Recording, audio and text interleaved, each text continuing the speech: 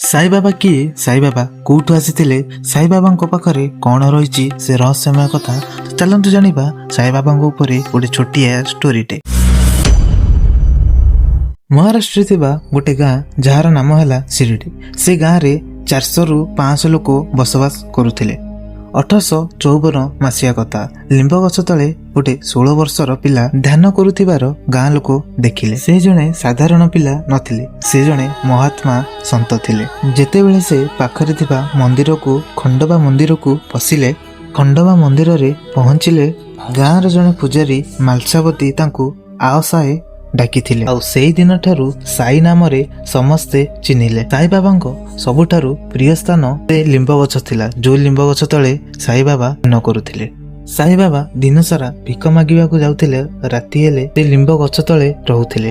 ଯେତେବେଳେ ଗାଁ ବାଲା ଥିଲେ କହୁଥିଲେ ଇଏ ମୋ ଗୁରୁଙ୍କ ସ୍ଥାନ, କିଛି ଲୋକ ବାବାଙ୍କ କଥାକୁ ମଜାରେ ଉଡେଇ ଦେଉଥିଲେ। ବାବା କହିଲେ ଏ ଗଛ ତଳେ ମୋ ଗୁରୁଙ୍କ ସମାଧି ଅଛି।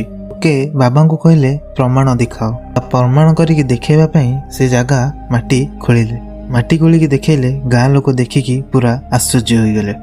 ଲୋକେ ଦେଖିଲେ ଯେ ଦୀପ ତଳେ ଜଳୁଛି ବୋଲି, ଆଉ ଗାଁ ଲୋକ ଦେଖିକି ପୁରା ଆଶ୍ଚର୍ଯ୍ୟ ହୋଇ ପଡିଥିଲେ। ସେଇ ପବିତ୍ର ସ୍ଥାନକୁ ଗୁରୁ ସ୍ଥାନ ବୋଲି ମନାଯାଏ। ଲିମ୍ବ ଗଛର ପତ୍ର ମିଠା ହୋଇଥାଏ। ସବୁ ଗଛର ପତ୍ର ପିତା ହେଲେ ସାଇବାବାଙ୍କର ସେ କୃପା ଲାଗି ଘର ପୁରା ମିଠା। ଆଉ ଏହି ପତ୍ର ଭାଗ୍ୟରେ ଥିଲେ ମିଳିବେ।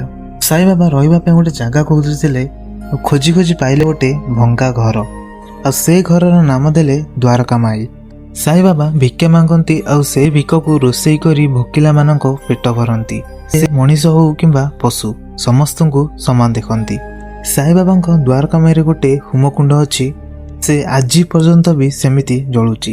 ଶିରିଡି ଗାଁରେ ଯୋଉ ଲୋକ ରୋଗରେ ପଡୁଥିଲେ, ସେ କୁଣ୍ଡରୁ ସାଇବାବା ସେ କୁଣ୍ଡରୁ ବିଭୂତି ଆଣି ଲୋକଙ୍କ ଦେହରେ ମାରି ଲୋକଙ୍କ ଦେହ ଭଲ କରି ଦଉଥିଲେ। ସାଇବାବା ଅନେକ ଚମତ୍କାର କରୁଥିଲେ।